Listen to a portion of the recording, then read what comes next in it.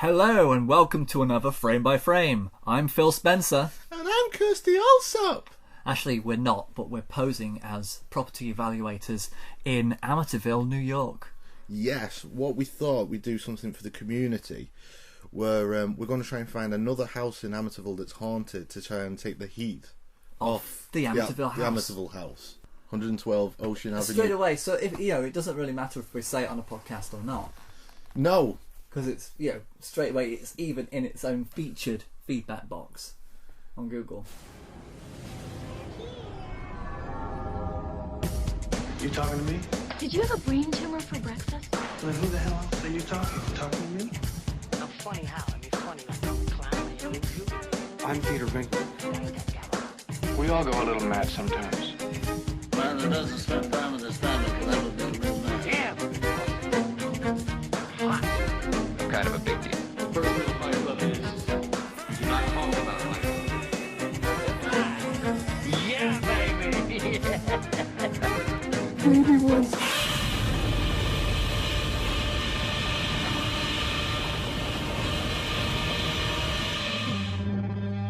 You want answers? I think I'm entitled. You want answers? I want the truth! You can't handle the truth! If they were that bothered about pestered, you'd make sure that was removed, wouldn't you?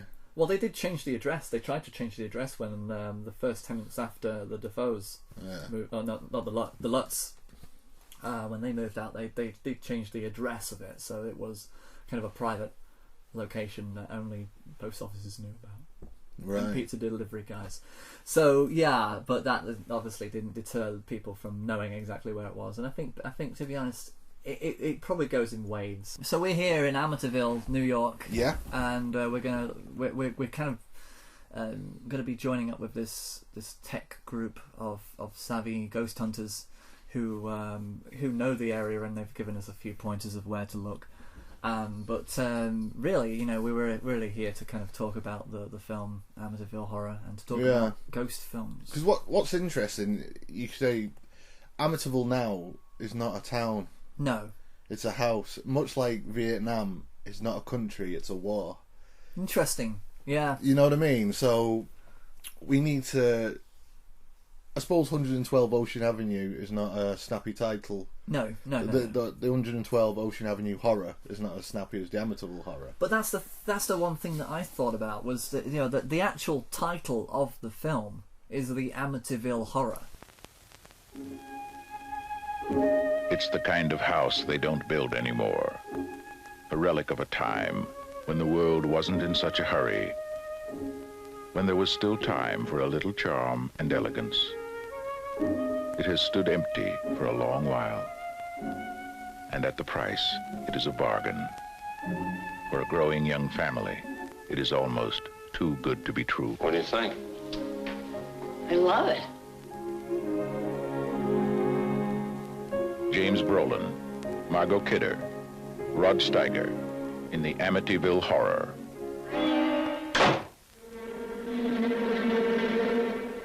God's peace in this house. Get out!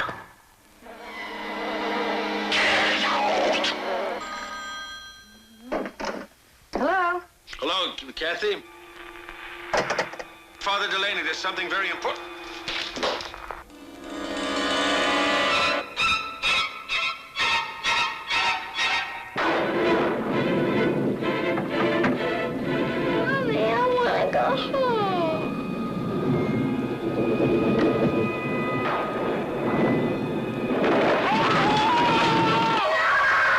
What do you want from us?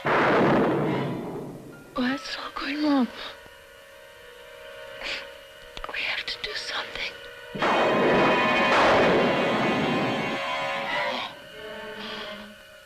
I'm coming apart! Oh, Mother of God, I'm coming apart!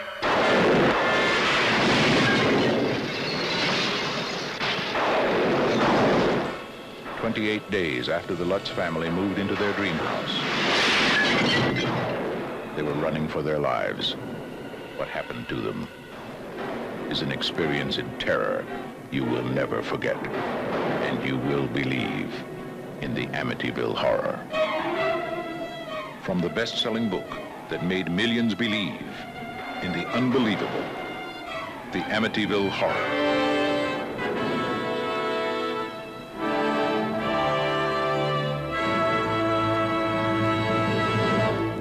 Yeah.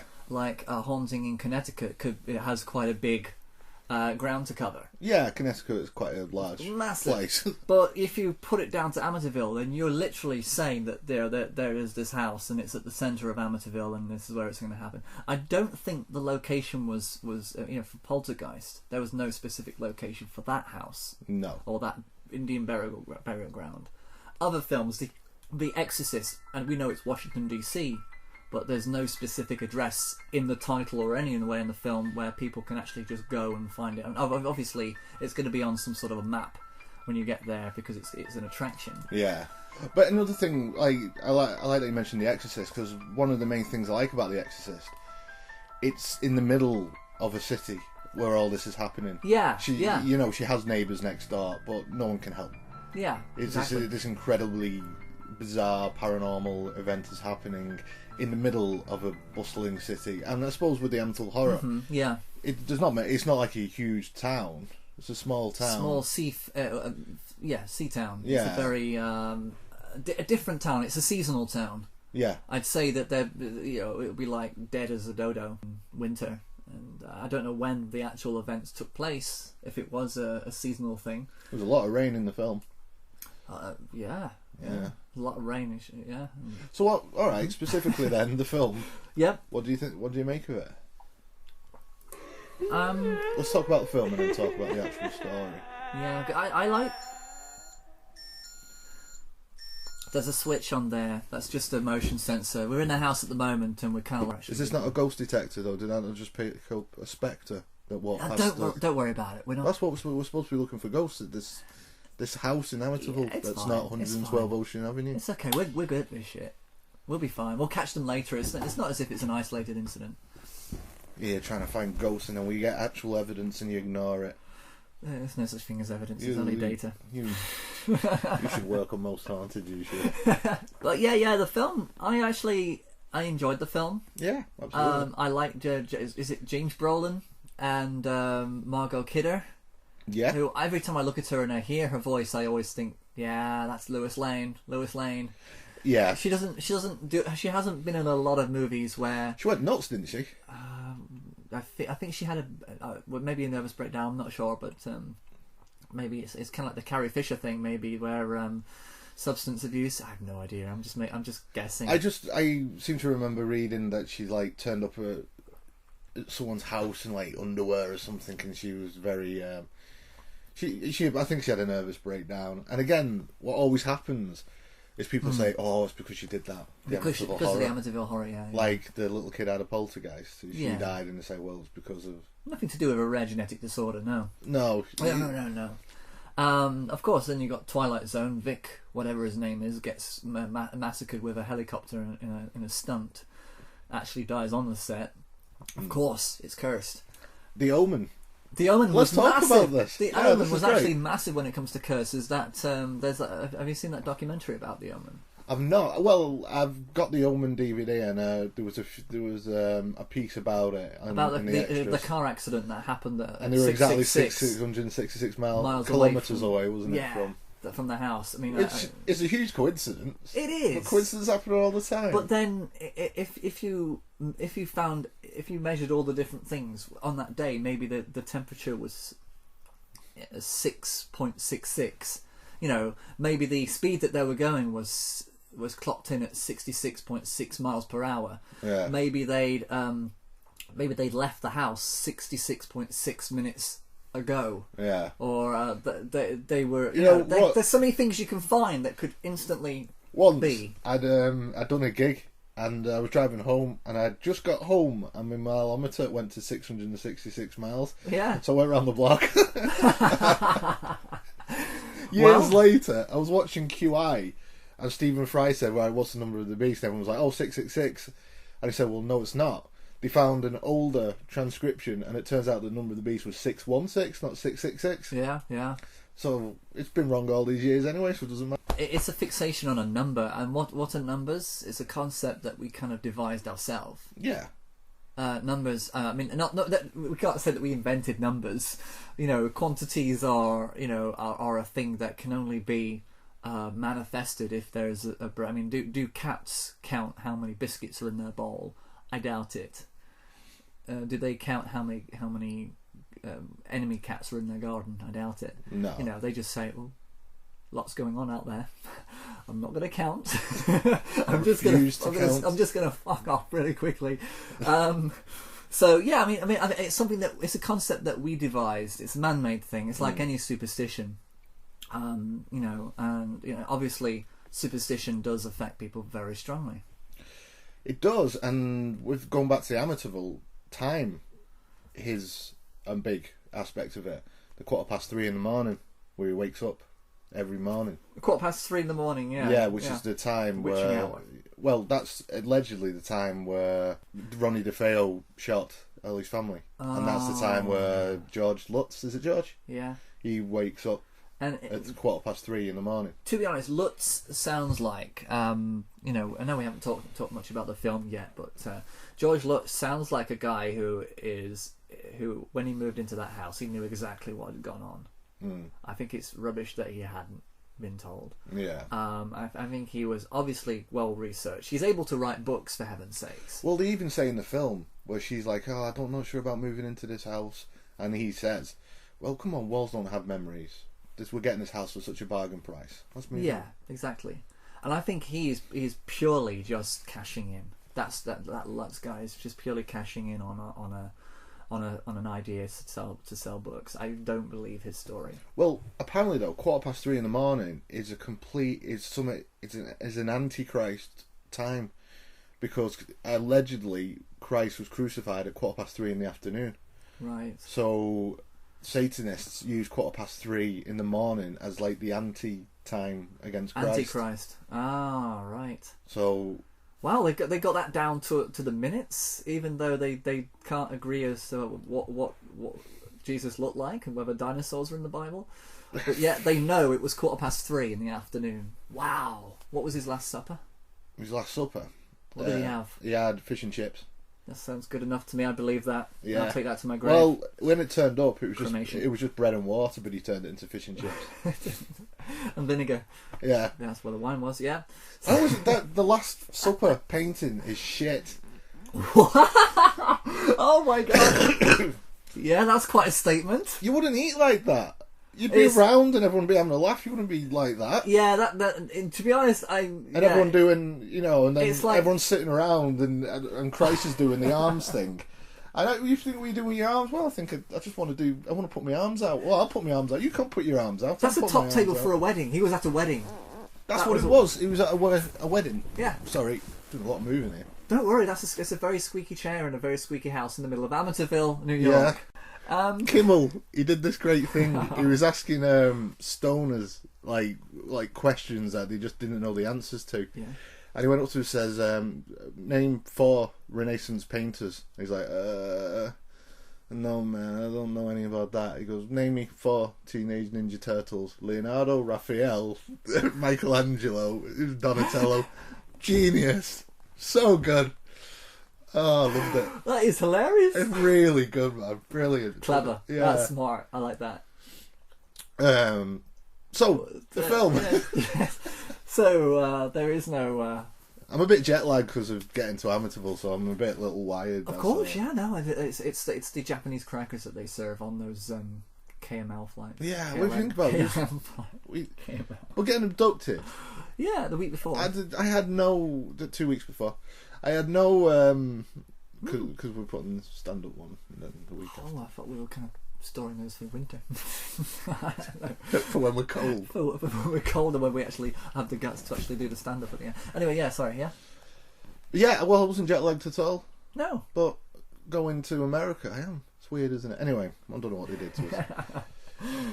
Oh, yeah, tiramisu.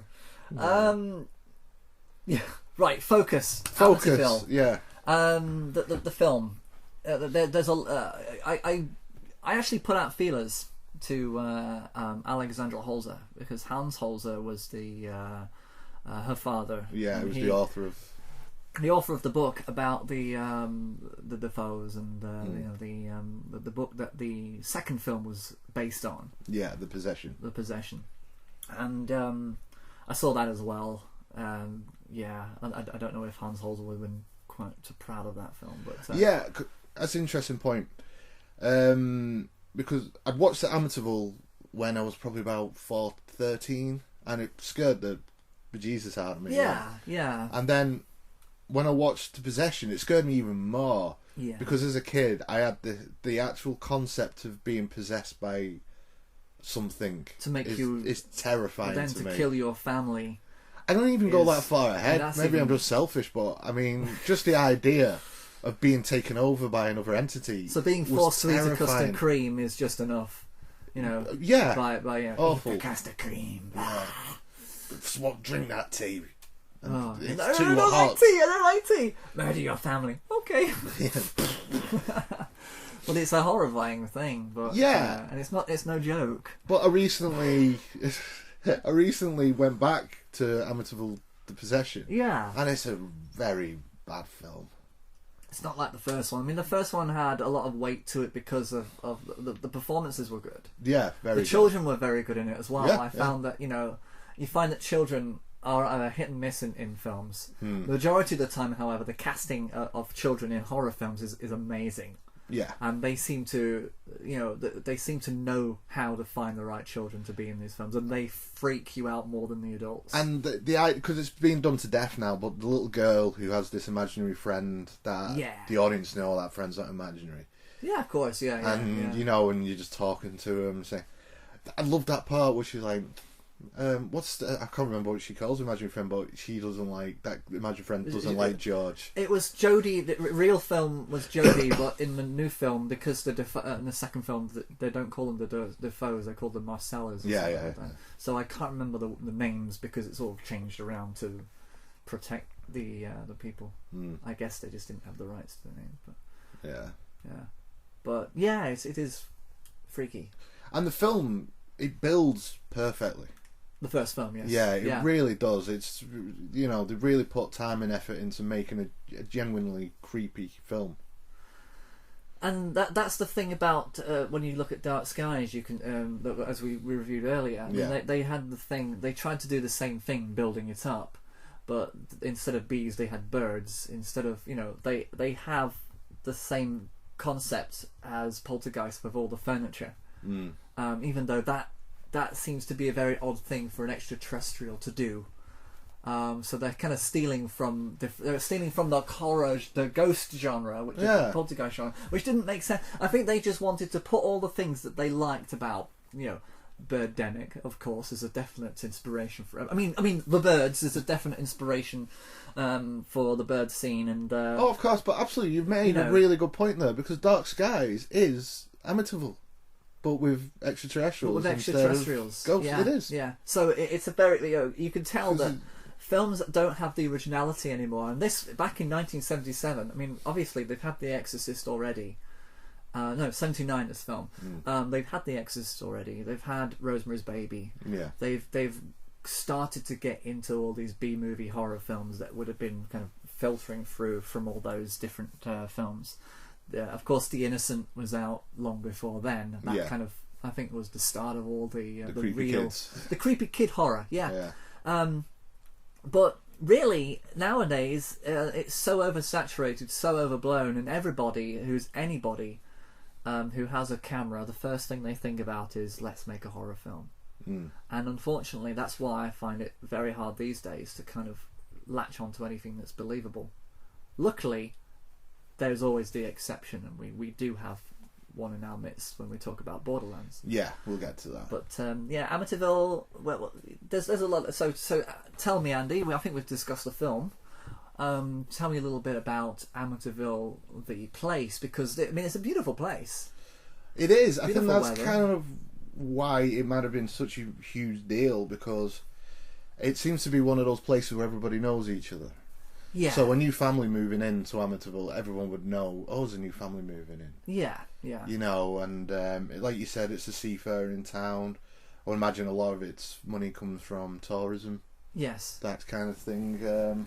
But I was, yeah. I mean, that's what Alexandra Holzer said about, because I listened to one of her conversations with Mike Roberts. Just to say, sorry, in a 2010 consensus, there was a population of 9,522.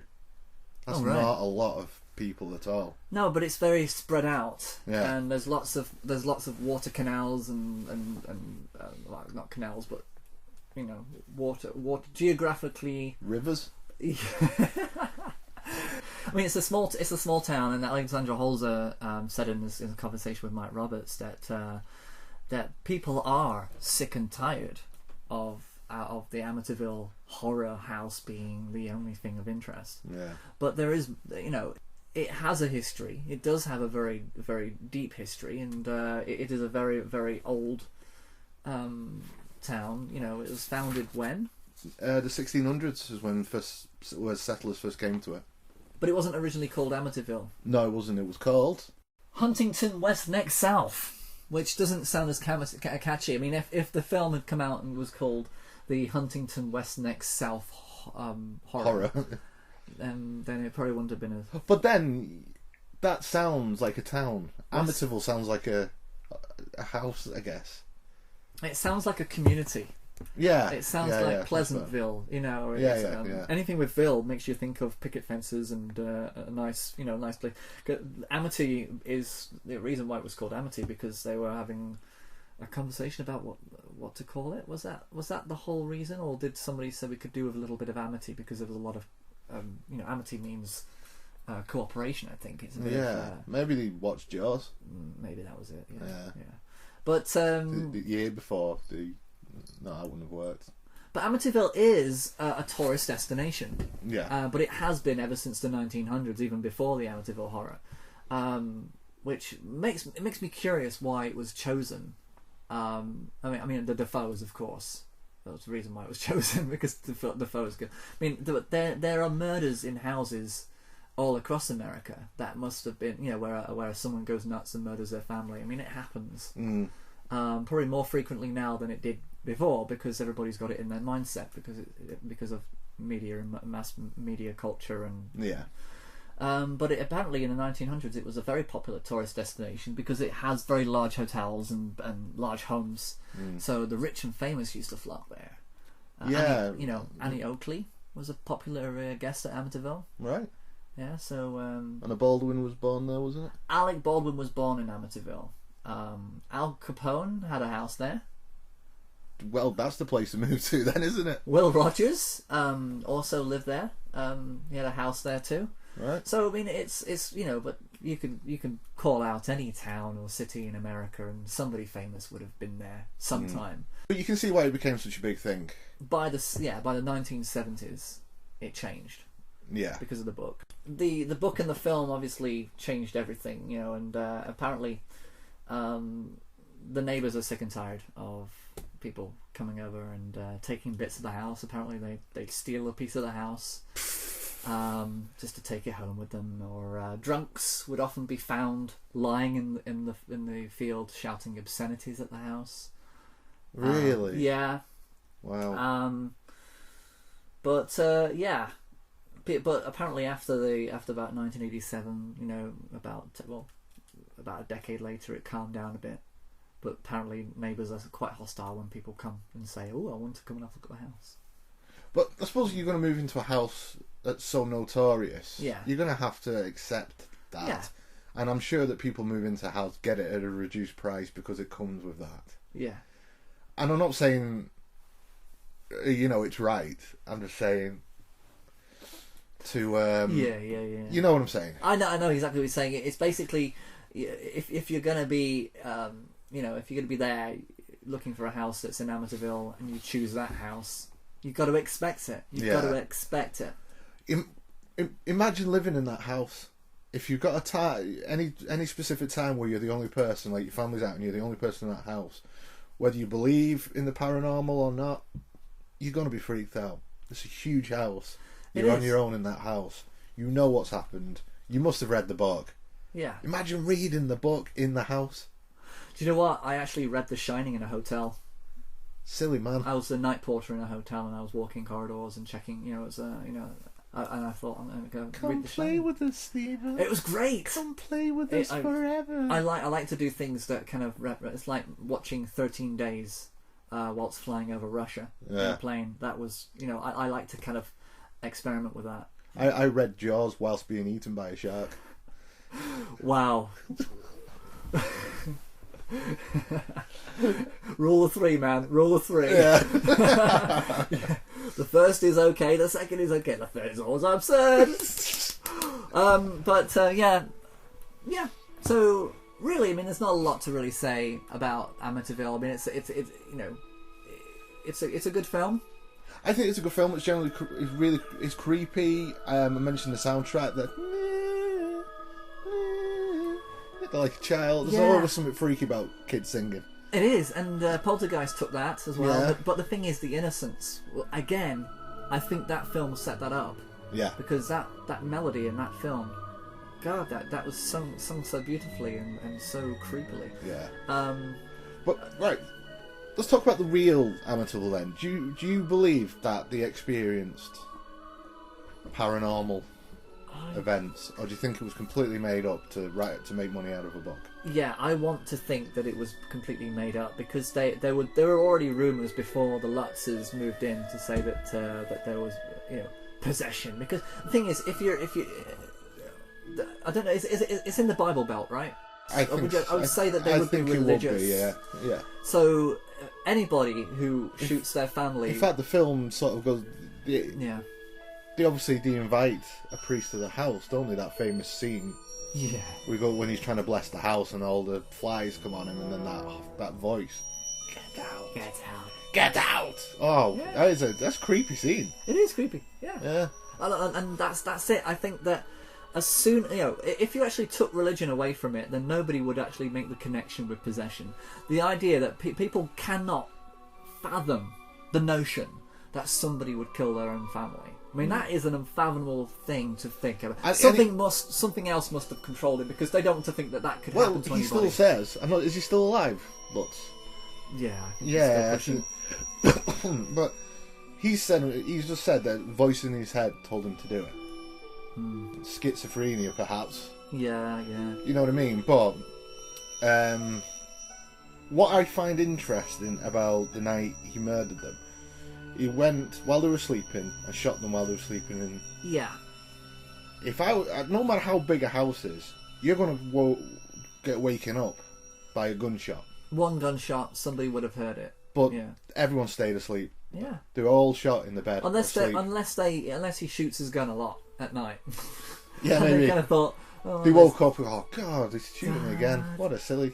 Yeah. Let's go back to sleep. Maybe he was just maybe there is a lot of I don't know. I just find that interesting. Yeah, that there might have been some sort of a sedative involved, maybe. Perhaps. Have you ever heard anyone question that? I don't think so. But it's very interesting, because I can't imagine not waking up after hearing a gunfight. Yeah, a gunshot. Because that I wake up to the sound of a cat walking across a piano, and Yeah. You would. I did. I do. Absolutely. You know what I mean? So that's a very interesting point that you've actually pulled out there, because if it seemed to be such a premeditated thing, then it sounds like that they could. I mean, did they do a drug toxicology examination of all the victims? Was there some sort of a chemical involved? Yeah, exactly. Or was it simply, I don't know. I mean, how do you sleep through a gunshot? I don't know. Yeah. But and then the reports of the DeFeo. Ronald DeFeo, that's it. Yeah. Have you read the book? I haven't read the book. Yeah, I suck at reading books. I know somebody who would have read the book. It's okay, but yeah, there's reports of him waking up and his wife is literally levitating.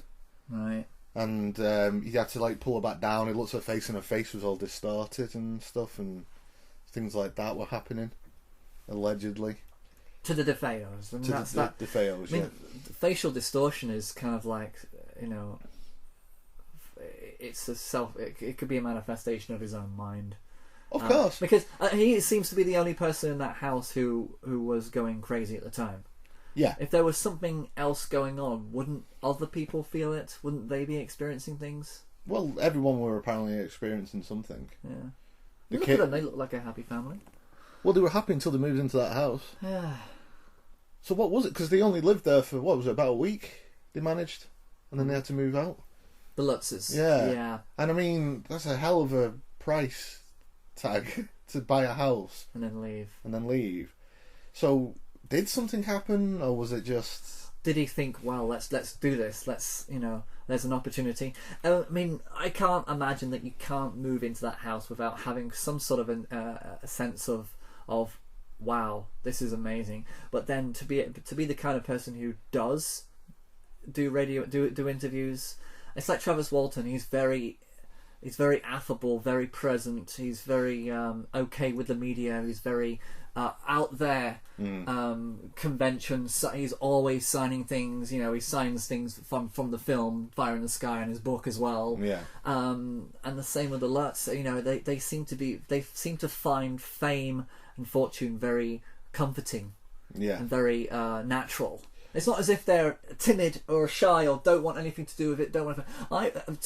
For my money, I would have believed them if they just didn't want to be spoken up to or didn't have a book, wanted everything to just go away and wanted to be left alone. That to me smells like somebody who actually has experienced something in fear and actually isn't trying to make anything from it. Unless they're just thinking, well, you know, this happened to me. I've had a really bad time at this. I deserve to make some money out of it. So I don't think there's anything particularly wrong with that. Yeah, there's nothing wrong with it, but and then you got the demonologist who worked on the case. Yeah, she was famous. Forgot her name. Warren. Lorraine Warren. That's it. Yeah. Who keeps coming back to the house and using the house as a part of it. She won't go into the house though. Oh, she's been into that house, and she says the stuff that she experienced in that house, and how she felt she will never go in that house ever again. Okay. Now whether she did Ed go in there? Ed Warren. I would imagine so. Yeah. But she didn't. Because they all went to. No, she went into the house, but then would never go back in ever again. Okay. You know what I mean? It's so difficult to know. Yeah. Like I always say, you've got what they say here, what the naysayers say over there. Somewhere in the middle is the truth, and whether the paranoia. We thought we'll buy this house and it's so cheap for what it is. Still expensive, but for what the house is, we'll buy it. It might be just what they wanted, right? Yeah, by the but water. then the actual paranoia that someone was shot in the creeks start to take over. Financial problems start to make him paranoid. He starts to become this irritable, wired. Yeah, he hits the kids that he's never hit. You know, he's never been like that before. Yeah. But in the film, I love the scene where the walls are bleeding. It's always good in a film. Yeah. Walls bleeding, and the doors are all smashing, and he's like, and I've always any film that's centered around a dog, you've got me. And because they get off and they have to go back for the dog, and you're like, no, don't go back in the house, but he goes back to save the dog. Well, it's like Ripley going back to save the cat. Yeah, love it. Yeah, I love that because it seems to be forget about the cat, forget about the dog, but no, because it shows that they've actually got a heart beyond human need, that their heart is bigger than that even pets are important to them, and I think it's always a strong motivator. I never question that. Yeah, I'd go back for the cats. Yeah, and it's where he goes down the stairs, doesn't he? And he goes through the stairs into that big sort of vial of blood, doesn't he? And he's trying to get out of it. It looks like the dog's attacking him, but the dog's actually trying to help him out. And he gets the dog. You know what? I actually thought the dog was possessed. Oh, did you? I thought there was kind of like that ambiguity at least. Well, I'd say so, because I always thought the dog was trying to protect, because the dog was always trying to get into the cellar all the time, up to the point where scratching and making his paws bleed, wasn't it? He was always trying to get into the cellar, and you remind me now the scene where they actually smash down the wall and make it down there when the friends have come over to visit, and a friend gets possessed. What's going on? You all gone mad, George?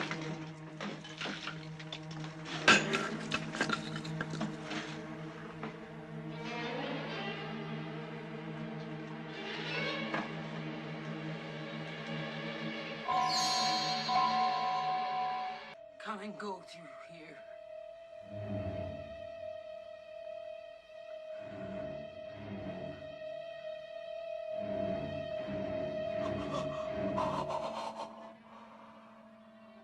Find a well.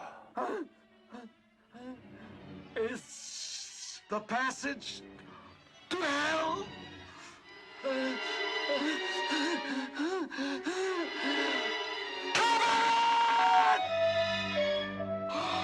She's like quite psychic and into, you know, she feels presence. Yeah. I remember the intuition. Yeah, and she gets slightly possessed, and yeah. So Andy, yes. before we go off the subject, we need to give Amityville a little bit of a campaign, shall we? Yes. Okay. So we have different reasons to come to Amityville. Different reasons to come down to Amityville. Yes. Okay. Reason number 1. Burger's Brother Camera is a long-established photo and video supply store for all your photographic needs. With friendly, knowledgeable staff who understand that photography doesn't begin and end with digital, they also provide everything from darkroom supplies to stargazing equipment. They also do an impressive job of photo restoration, handling everything from blow-ups to slides, with additional facilities for transferring your old videos to discs. Burgers Brothers is located on Main Street off Broadway, Amityville, and if you were in any doubt, let me tell you now, these guys know cameras. Hey Andy. Hey! Why does the word dinghy have a silent H? I don't know. Well, that H is for hooray for the dinghy shop! The Dinghy Shop is a family-run business renting and selling kayaks and sailboats, providing moonlight excursions and a family atmosphere with all dedicated service and expert guidance and advice. Andy, tell me about your experience at the Dinghy Shop. I bought my first kayak, a Hurricane Aqua Sport Phoenix 140, there in 2005. And returned this past summer to buy another Sit on Top, a tandem perception tribe for my wife, and I too enjoyed together. We couldn't be happier with the level of service and as the value for money.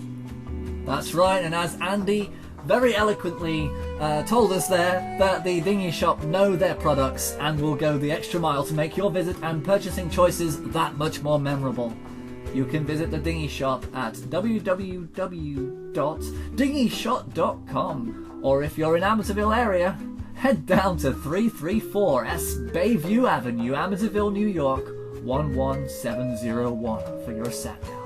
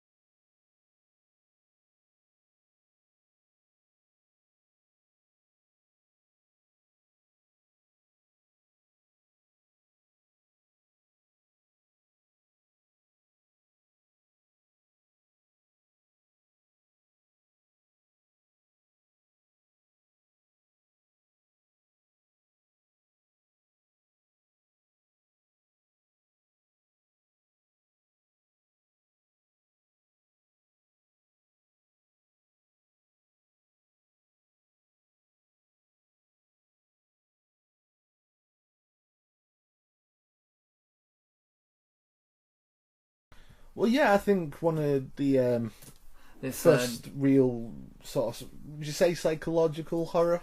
Definitely is. I mean, it's the 1961 black and white film with Deborah Kerr, and apparently the headline of the poster was "You'll get the shock of your life."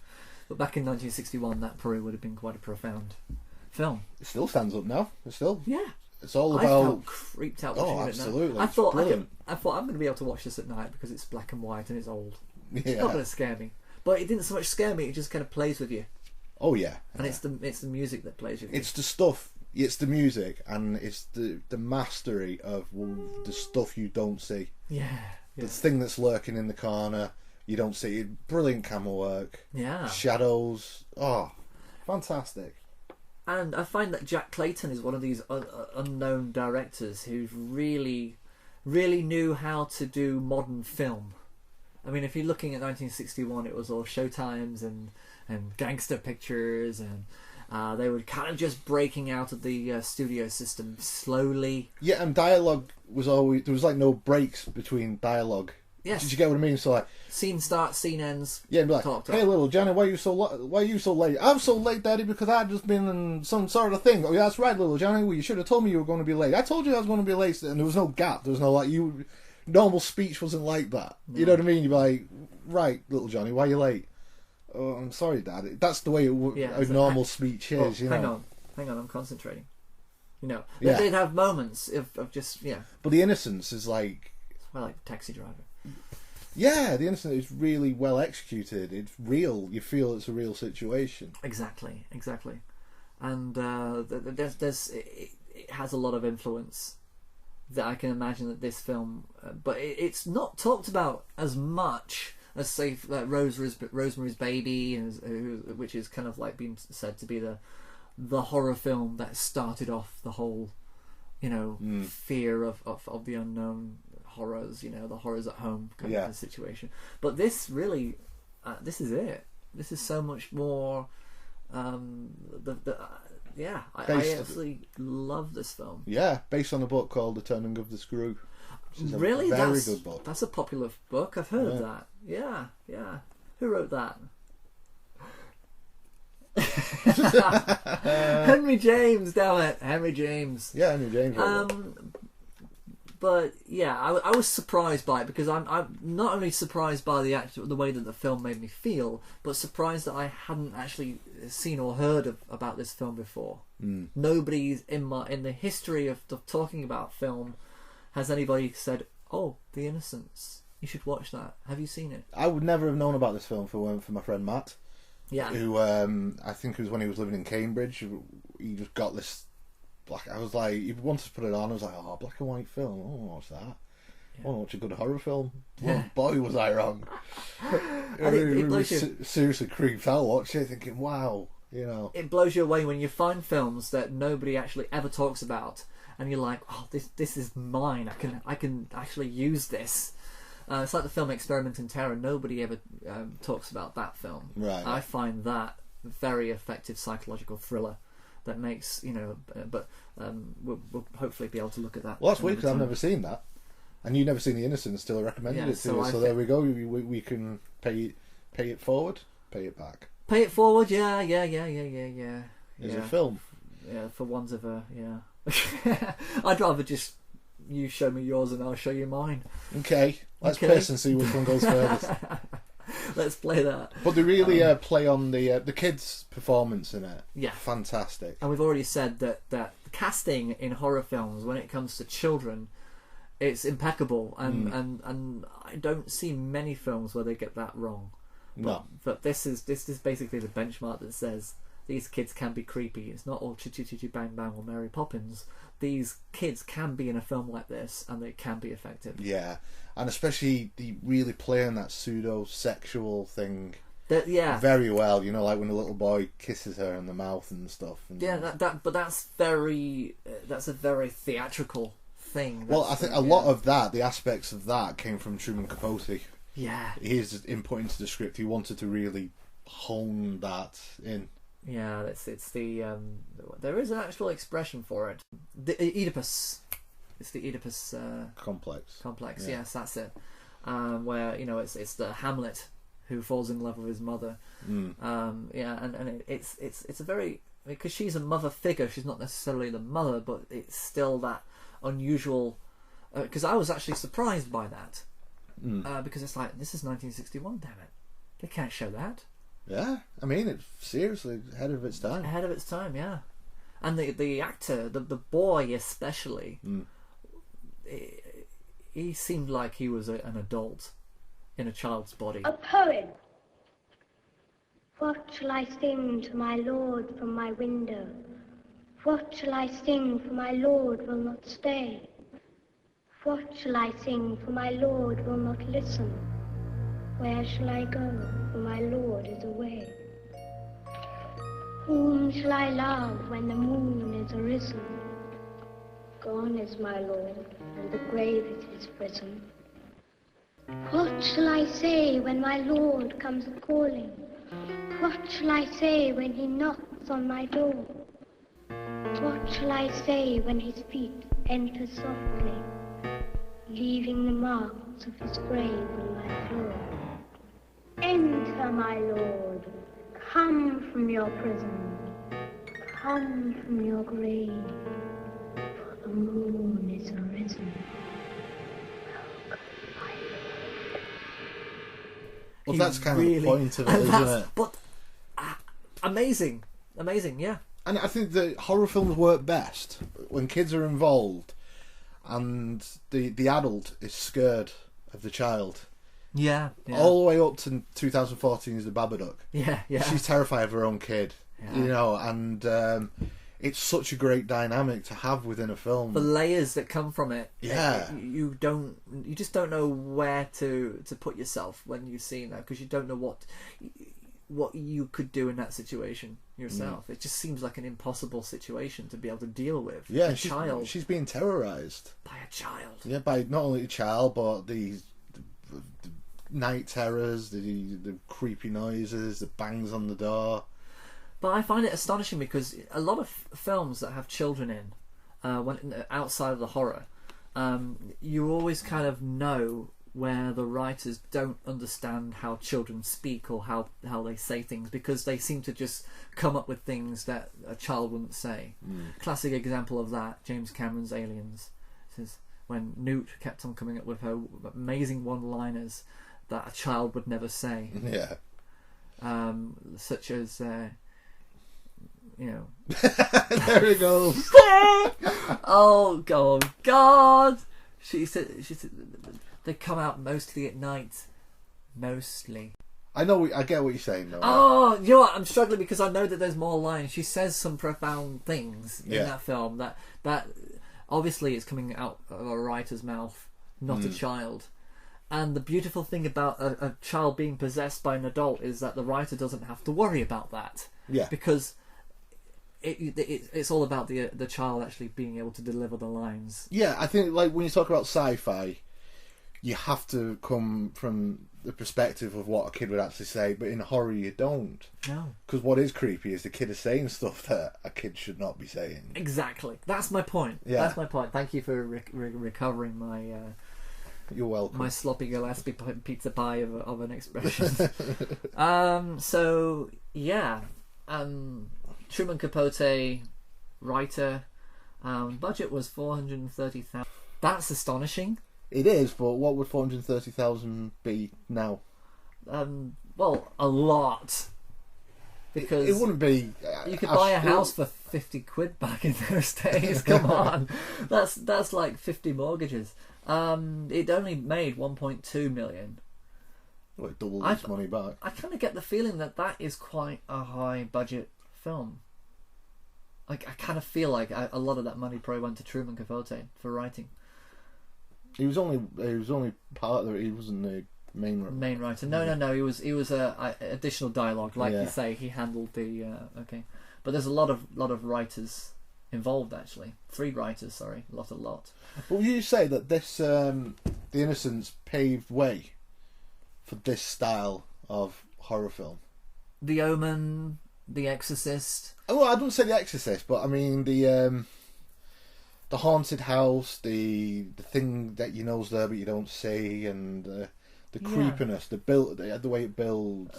The Haunting came about. The Haunting was that 1963? So yeah, definitely, The Haunting came off the back of that film. Yeah, and no children in that one, I don't think. I think they're just young adults. I don't think so, yeah, but that's the possessed house. They probably just felt inspired by the Innocents. Yeah, the idea of things being seen in the corner and then you flash back and there's nothing there. Yeah, I love the lady in the lake. The lady in the lake. Yeah, you know, she looks and you can just see it in the distance. A really creepy imagery. Yeah. Such a great film. So I think that certainly is a precursor to everything that kind of follows. With horror film, there seems to be like a 20-year recycle Yes. Do you know what I mean? So you'll get like 20 years. They don't do it immediately like they do with superhero films. Yeah, like John Carpenter, like he would say that he's inspired by Hitchcock. But now, 20 years on, people saying Amber was inspired by John Carpenter. Do you know what I mean? What you mean, yeah, the actual influences. Yeah, the influences sort of like recycle themselves. For horror. For horror, yeah. For horror and maybe sci-fi. Yeah, maybe. To a certain extent. But I think that's probably because people who are interested in horror as a genre for making film, it's the most, like I say, when you're a student, you get a camera, the first thing you want to do is to make a horror film. That's all of the student films that we had, apart from mine, because I wanted to do film noir and I was in love with the film Chinatown at the time. Everybody wanted to do Friday the 13th, Halloween, that kind of thing, slasher movies. And I think that it's one of those things that if first time you get a camera, you start to learn the craft. And I think that with the horror convention, it's harder to sell right off the bat. So I think because it's such an accessible thing as a young adult to get into, that they probably then kind of go into film school and then do the educational thing first, before they come out at the other end and start to kind of get serious about it and realizing that the thing that they love the most is that horror thing that got them into it to begin with. I think it could just be a kind of a state of process. And yet, you don't get kids growing up thinking, I'd very much like to make a Hallmark movie about two loving couple who have problems. You don't do that, so therefore there's a different pathway for people to get into that kind of thing. Yeah. I don't know if that makes sense, but I kind of, Yeah, well, yeah. You don't remember the directors of Hallmark films, do you? They're not the sort of people that like you go, oh, who made that? That was good. Yeah, but he remade Santa Fell in Love with Me. Santa Fell in Love with Me too. Yeah. And the remake of Santa Fell in Love with Me with more obvious actors. Yeah. But that's kind of what I'm saying is that maybe it's just because the horror genre is more transparent and obvious. And it's one of those things where it appears the director is almost more important than the actors. Yeah. Like, it's like John Carpenter's releasing a new horror film. I've got to see that. Wes Craven's. Yeah, you know what I mean? But the actors generally tend to be starter-uppers, because horror is a starter-upper genre to go into serious stuff. Every actor, Johnny Depp was in Freddy the Krueger. Yeah, Freddy the Krueger. And Jamie Lee Curtis was in the Halloween. Yeah, the Halloween. And Kurt Russell, of course, Fox and the Hound. I mean, horror is a kind of a thing that you kind of start off with. It is, but again, Kurt Russell ended up being sort of his muse, Carpenter's muse, because he ended up using him for, obviously we've got, he was in Big Trouble in Little China with him, which is a completely different character than he is in The Thing. Yeah, because Kurt Russell is kind of a person who doesn't want to go in doing the same thing every time anyway. No. I like that about him, that he actually try different things. I think Kurt Russell's a real talented guy. He's a character who, when I see him, I kind of think, oh man, we're safe. Yes, we're good. Yeah, we're okay. I'm on board. Yeah, absolutely. Look at me. I'm on board. I've got my tray table in an upright position. I'm going. Woo! So yeah. I'm happy with that. The idea that Innocence is definitely a groundbreaking film, and everybody should watch it as a part of their education for film noir, dark horror. I mean, it stands up to this day. It's still very creepy. It's under your skin. That kid is the girl, not so much the boy. The girl with the singing, yes, but the kid. If you look at that performance at the end when he is literally just possessed and he's manipulating her, saying all that, and that is a performance. Yeah. You don't he's fantastic. You don't just get any kid to do that. It's a perfect film. It is. Love it. So watch that film. It is reet good. It's reet good. So what else can we talk about while we're here in beautiful Amityville?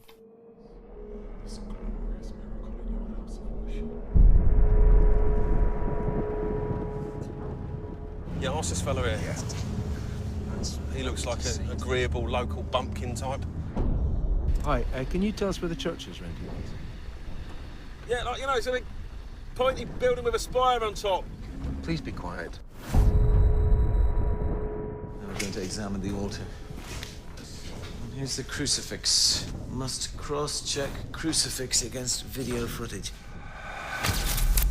Deacon, what we saw up there was not normal. Was not normal. As I was walking down by the Royal Arsenal, early the morning, the warm was the day. Please, show yourself again.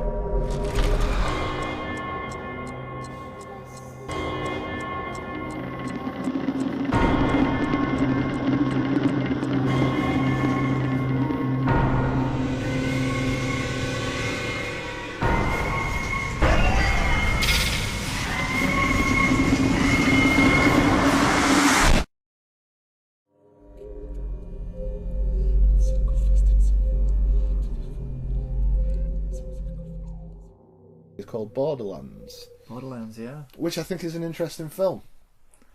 It's based on a priest has basically said there's miracles happening in this church, and the Vatican send a team to research this alleged miracle.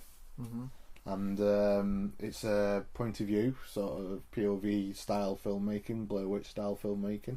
Yeah, found footage. Yeah, found footage thing, which people would say is getting old, but I kind of enjoy it as a genre of filmmaking. When done right. Yeah, when done right, and I think that's the thing. I think people lean to it because they think that it's a inferior form of filmmaking, that there isn't a lot of skill involved. But like you say, if done right, if you're able to watch a film like that and actually not be aware that the cameras are not quite how they're supposed to be, like they were in Apollo 18, like they were in that was a dreadful the film. honeymoon film, not the honeymoon film, the wedding video. I don't know if you've seen that one. No, I haven't seen that. Awful. Was it Rufus Hound? Was it Rufus something? Was in it? And the comedian? I don't think is he a comedian? Is it him, the comedian? He always has like a moustache that comes down like that. Kind of. I think it's him. Yeah. He's a good comedian. But the film's basically about a man who's his ex-wife is marrying, and he's the best man at the wedding, and he's going to video it, and it's basically about him ruining the wedding.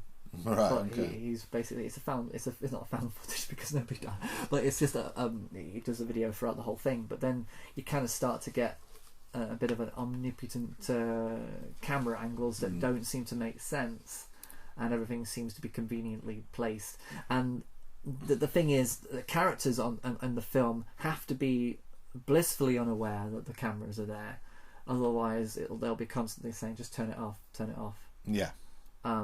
But in Borderlands, they kind of got used to the cameras quite easily because it was a part of the investigation. It was a part of the process. And luckily, the Vatican have said we want every little thing filmed to see if documents to see if anything that happens. So there were these kind of head cameras, which then gets away from the angle that you would say in Cloverfield. Put down the damn camera. Yeah, you don't need it. Put it down because they don't have to because it's attached to the head. Yeah, exactly. That's a clever move. It is a clever move, and I think that films like Cloverfield had the challenge to kind of try and figure out how to make it. I mean, every single step of the way. So how can we justify the camera being in this scene? Whereas this one, it's all set up specifically for that purpose. Yeah, and I think luckily, the characters are real characters. Yeah. You've got the tech guy who is annoying and is like pretty much every tech guy I've ever met in my life, and full of it, full of himself, blissfully unaware of how obnoxious he is. Yeah. And he's a real character. There's people out there like him, you know. And then you've got the actual weathered researcher, an Irish bloke, and he was quite. It's quite a refreshing character actually to see somebody who was a little, he kind of balanced it. Yeah, he was the balance between the two characters and the more likable one between the two. Oh yeah, definitely. So yeah, I mean, I'm not afraid to say that I found the tech guy really annoying and I wanted to punch him. It's kind of the point of the character, I think, though. He exactly. the amount of tech guys who are like that. And do you know what I think it was? I think that he, as a character, realised that, I think he plays to the cameras. He plays to the cameras, so he wanted to be switched on all the time. He didn't want to be boring or subdued. He wanted to kind of constantly make jokes, bad ones too, which are very hard to write. Bad jokes. I think when you're a good writer, it's very hard to write bad jokes. But this is another film that, like, when they go to the church is really creepy. And they deal with that well, I think. Very isolated as well. There's nothing around it, but apart from animals. That's and it. And kids with hoodies. Kids with hoodies. Yeah, that was my favourite scene. I'm sorry, but my favourite scene was when he turned around, went back to that hoodie and clocked him one, because it kind of made me think, wow, everybody's wanted to do that. Well, there's a scene in it where they're in the house and then they hear the sheep like crying, so they run out into the field and they find the sheep that's on fire. So he puts the sheep out and then he does a mercy killing, doesn't he? The Irish bloke. And the tech guy, I think that's when things start to get a bit real for the tech guy, because he can't believe he's just done that. So so later on they've come back from the church, they've had a few drinks, and as they're walking past all these hoodies, and all the hoodies go bah, bah, to provoke him, and he just walks over and lamps him. It's brilliant. It's a great scene. The reaction from the kids as well was like, one of them just watched it thinking, I'm not going to get involved. Oh my god, that just happened. And it was great. It was a really good clock. But what's good about introducing these hoodies, and obviously, the hoodies doing something very extreme. Yeah. That when the Archbishop has said, "There's nothing going on here. Yeah. We're leaving tomorrow," and the Irish guy is convinced there's something going on, he goes back on his own. At that point, the vicar who was saying that there was miracles happening at this church has subsequently killed himself, hasn't he? He sort of jumps off the steeple. Yeah. So as he's walking in the dark back to the chapel, he keeps seeing the cloak of the vicar, and he's actually shouting out to him, because he's called Criggle, was it? Oh, do you know what? When he said Crilly. I kept thinking he was saying Father Crilly. Father Crilly, exactly. It's not Crilly, it's Criggle, but it must have been done on purpose. I thought he was, because when he actually arrived in the town, he said to that town bumpkin, he said, "We're looking for Father Crilly." And I thought, Father Ted reference. Okay, you can give up now. You can stop doing that, tech guy. But then apparently it was something like that. Carilli, there we go. But it was a great thing, because what was his name? Well, when he actually finds the Father Criggles, or whatever his name was. Crilly, yeah. Why don't I just call him Father Crilly? Yeah. All right, Father Crilly. Yeah. When he finds it, he blames it on the kids. He thinks it's just the kids messing around, not some paranormal thing. But that helps. I think that it helps us, because we want to have that division of is it happening, is it not happening, and what is happening is always the question, because we don't know. We know that it's more than just a possessed church. Yes. But we don't know what that is, and to kind of say straight away, spoilers. I mean, do we want to tell them, or should we kind of what we think?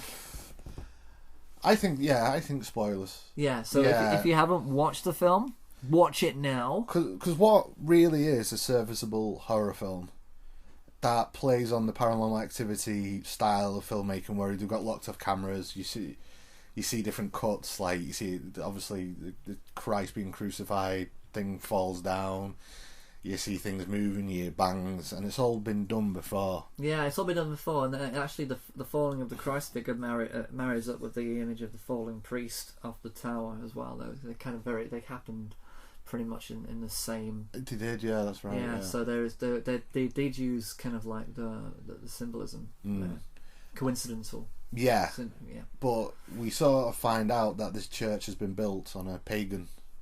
Was it a pagan temple? Yes. And a lot of it plays on the idea that paganism and Catholicism, Catholicism took a lot of ideas from paganism. Yeah. And I think it's not really discussed, but it's approached a little bit. It's subtly approached within the film. Yeah. But what is a serviceable film and it's got some decent scares, nothing you haven't seen before. The ending is like nothing you have ever seen before.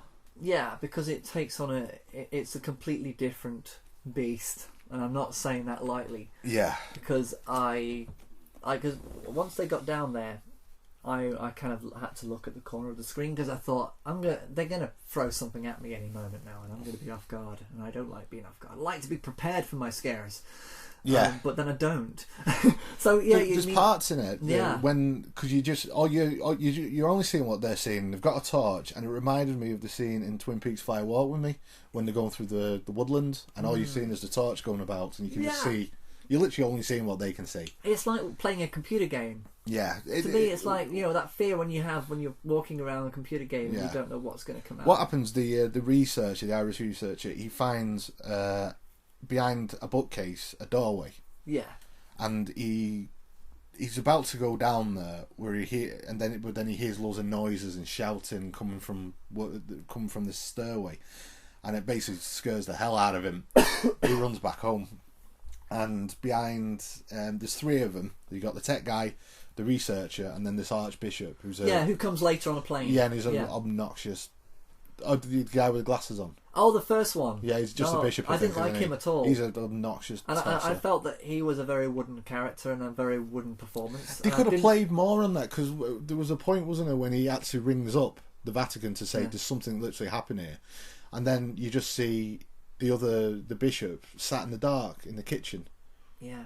They could have worked more on him, but I think the filmmakers might have seen that he's not very good. He's not a very good actor, so we'll not use him much. I didn't like. I saw that and I thought, well, he's kind of throwing me a little bit out of the film, but I don't care because But that's probably why they got rid of him. Maybe he was supposed to. Maybe they fired him. I don't know. It just didn't. It seemed as though that he left the film and the bigger guy came in with the big white hair. Yeah, because there was a strange scene where you don't even see him go. They couldn't wake him up.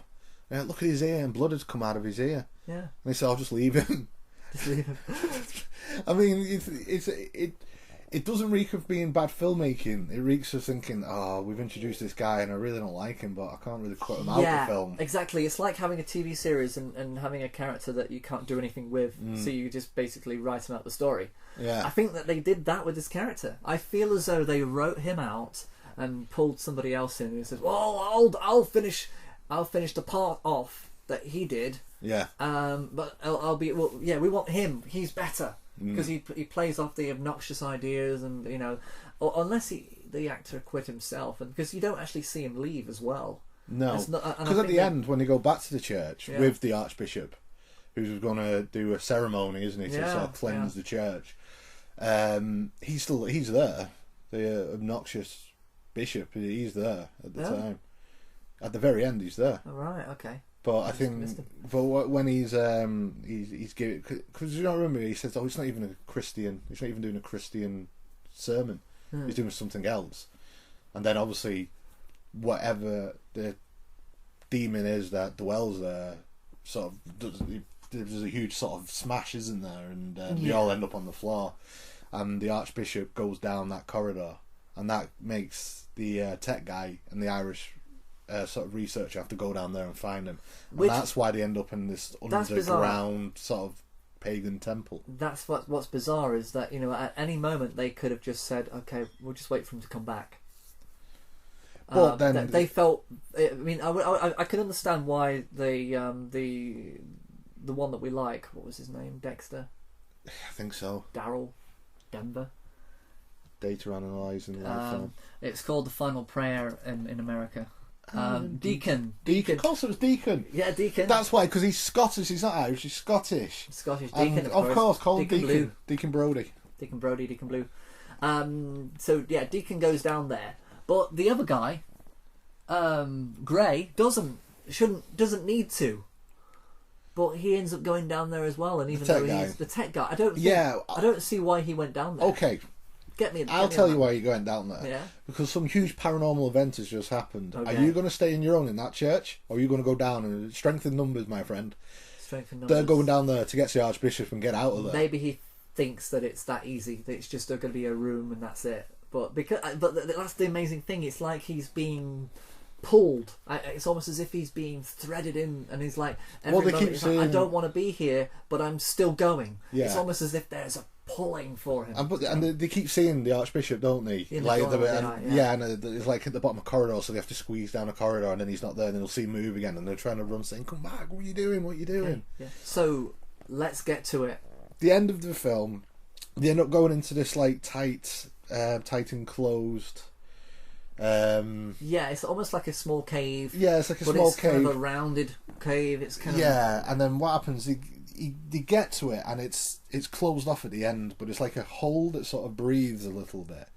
And they're saying, "Oh, it's a dead end. We need to turn around." So they turn around, and they like say, and then the tech guy's like, "Oh, this is closed in. We're closed." And then like acid starts dripping on them, which I'm thinking is like stomach acid that starts to devour them, starts to consume burn their them. skin. Yeah. Yeah. So they've literally gone into the belly of the beast. That what they've gone into is actually a demon. There's some sort of beast that basically eats them, consumes devours them, sacrifice, and the cycle of ritual is complete yet again. Yes, and I have never in my life seen a film end like that.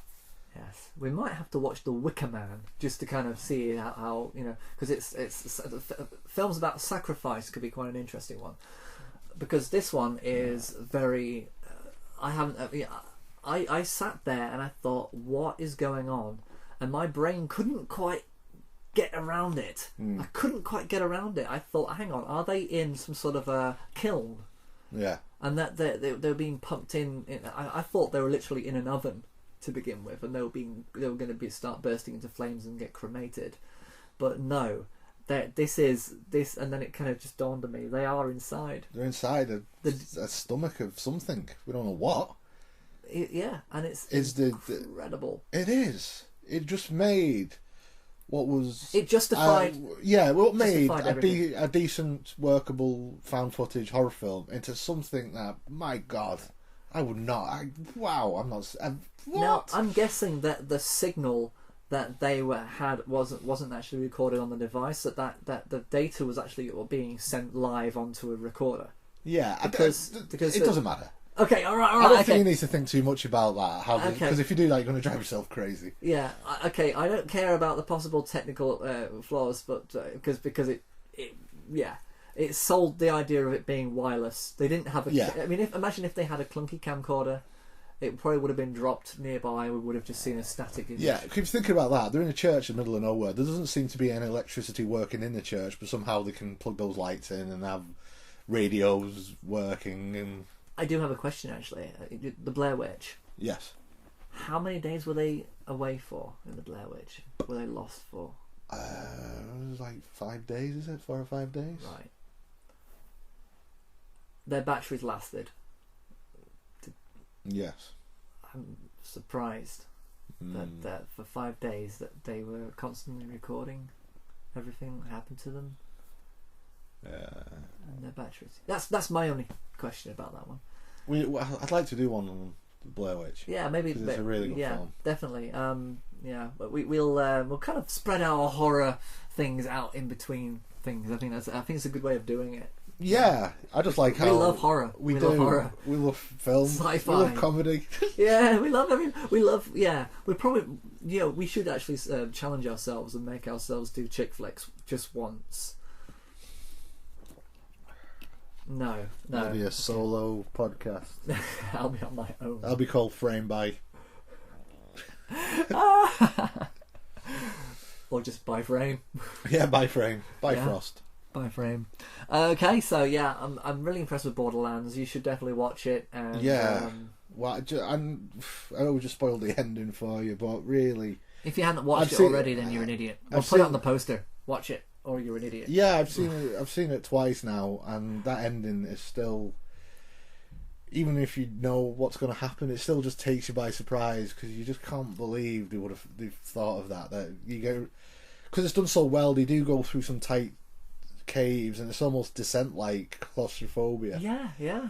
And then but done they're so in the well. stomach of something. I wonder how things would have happened if this film was not made for British audiences. I mean, Mark Kermode loved it. He did. He absolutely loved it, and he actually stood there. He wasn't able to actually describe it because he couldn't. It was this thing that you couldn't quite describe, and until now I actually haven't been able to describe it myself. But how it would have it been made if Michael Bay made this movie? Oh God! You knew it was coming. We've got to end on this. Come on. Do I have to do one? Yeah. Okay. Michael Bay. Right. Okay. Borderlands. By Michael Bay. We're on the border of Mexico and America. So we're literalising the metaphor. Yeah. Okay. Mark Wahlberg plays an FBI agent who's tasked with literally murdering the devil. The devil is hiding on the border of Mexico and America in this little cave.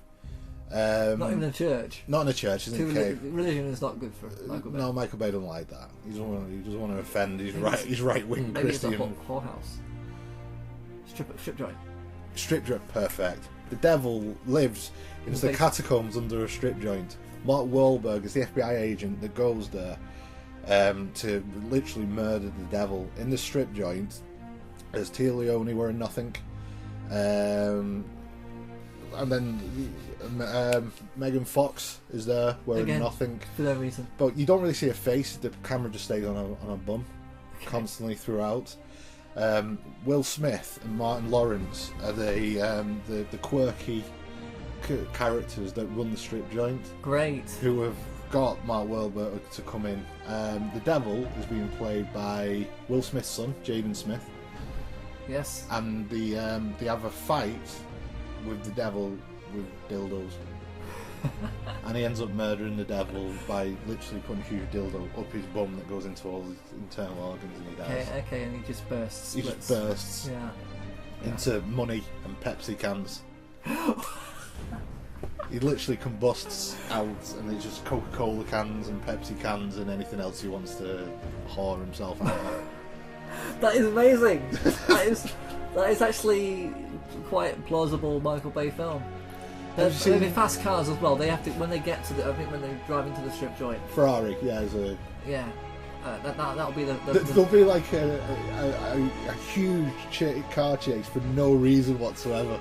Yeah, it'll just be like across smashes people by, but literally no reason for it. Yeah, he causes mayhem. And people die, and then he just arrives at the strip joint. There's no point. No reason. That's just there. That's the first hour. Do you know he's doing a film about the Afghan war? Yeah, I heard this. Because I put a post on Frame by Frame on Facebook about it. I despair. I'll have to watch it, but I can't see. You know, we talk Michael Bay working with reality. We talk about American Sniper only really seeing one part. You're seeing the sort of the American point of view of it, not really going to the Iraq. Do you think Michael Bay will give both parts equal measure? I don't know how he's going to be able to film arses in a film like that. Yeah, I mean, unless he gets right under the burqa. That's what the film will be called. Right under the burqa. Right there, under the burqa. But the funny thing about Hollywood at the moment is that they are gun happy in titles. The Gunman. Yeah. Another film. American Sniper. I mean, Resurrection. It's just odd that they can't leave the guns alone. It's like a child being told to stop playing with it. It'll fall off. That literally happened to me. Yeah. Yeah, I played with it too much. It just fell off. Got gangrenous and fell off. I'm not ending there. No, we're not ending there. But I'm okay. I'm happy with your Michael Bay film. I'm happy with the films that we've looked at. I'm very disappointed that the paranormal investigation group that was supposed to be joining us tonight on this thing never turned up. Apparently we're in America and we're British, so they'll turn up at the end. Ding dong. Yeah. One thing, just to end on, how long have we been going for? 1 hour and 19 seconds, but that's good for us. The remake of Amityville Horror, because obviously we have Amityville, we've had Amityville 2: The Possession, Amityville 3, Amityville 4 Dollhouse was a Dollhouse of the Amityville house, which is I've seen them all, and they're all workable ghost spooky films. They just do it, and it's like whatever. Let's find out if let's bring this full circle. Did Michael Bay's production company do the remake of Amityville Horror? Let's put the two things together. Produced by Michael Bay. Look Andrew at that. Von Brand Fuller. Right, there we go, ladies and gentlemen. I can't believe we actually had a legitimate reason to mention Michael Bay. There you go, ladies and gentlemen. He remake. produced a remake of the Amityville Horror, which didn't need doing and is a very bad film. So there we go. It's not good at all. It's all in your face, nothing subtle about it, just like Michael Bay is. I mean, look at the poster. I mean, he looks like a tiny man and the house is staggeringly huge. And he seems to be standing in between a pair of legs. Michael Bay. No, you're not ending on the words Michael Bay. So, well, yeah, we've gone full circle for once. There we go. And I think we actually made a poignant point of view there. It's very touching. Yeah, I'm welling up. Let's get out of Amityville. There's nothing here for us. So, if you want to contact us, you can email us on framebyframe78@gmail.com. You can go to the website at www.roastedportions.com. Yeah. Interested about www. It's easy to say World Wide Web than it is to say www. Or triple W. Triple W. It's like, that's 3 George Bushes. But yeah, that's some of the world soul he doesn't need. So keep it spooky, people. We got, what's the SoundCloud? Frame by Frame 2. Yes. There's someone else on SoundCloud as Frame by Frame. Not bad. Yeah, Frame by Frame 2. Yeah. So we had a sequel. Yes. Facebook is Frame by Frame 78. Of course it is. Frame by Frame 78. Because the other 77 were there before us. I love it. That's like Airport 77. But yeah. Enjoy our other podcasts. The last one we did before this one was comedy. Yeah, UK stand-up comedy. And next week will be the comedy of America. Yeah. I think, or unless we think of something else we want to talk about, we'll talk about that. You never know. Okay, so please enjoy everything that we do. And if by the way, if you are on the Facebook page, we do say more things about film. Yeah. There is also the blog. WordPress, Frame by Frame, is it? That's the one. And well done for remembering. And there will be occasional extras on there. Should we forget to say anything? Yeah, and there's a Frame by Frame YouTube page which I might do a few things with. Yes, yeah, we'll hopefully be stepping up our production value. Yeah, well, I just think it might be nice to just use that for just little weird videos that we might do, and then use the roasted portions for the more gritty, all the proper frame by frame stuff. Yes, and as we're talking about possession horror films today, I'd like to kind of plug our own film. Yeah. CAC03. CAC03, which is the chemical compound for chalk. Chalkface. That is also on the YouTube channel, or you can actually find that at roastedportions.com as well. Yep. Andy acts in it. I do. And I fumble around in the dark without any eyes, with a mask on in it. And Stephen directed it. It's a serviceable. And I edited it. And it's very well edited. You'll be impressed with that. Yeah, it's very well directed. Well done you. Well done you. And it's a short film, so it won't last too long. We've been trying to get it into some festivals, but people have said it's not quick enough. It doesn't. Where's the boobs and the Michael Bay stuff? Because it's a slow burner. Yeah, and that's kind of the point of it. So I'd really like feedback on it, please. Yeah, we would love some feedback, and if you think it needs improving, or it's 24 minutes long, so it won't take it's shorter than this podcast. Yeah. And one person who I took it to a festival with said to me, "Can you get it down to 4 minutes?" 4 minutes. 4 minutes. I'm like, well, yeah, I'll do a trailer. Yes, I can. Yeah. Right. Anyway, signing off. Thank you very much for listening. Bye bye.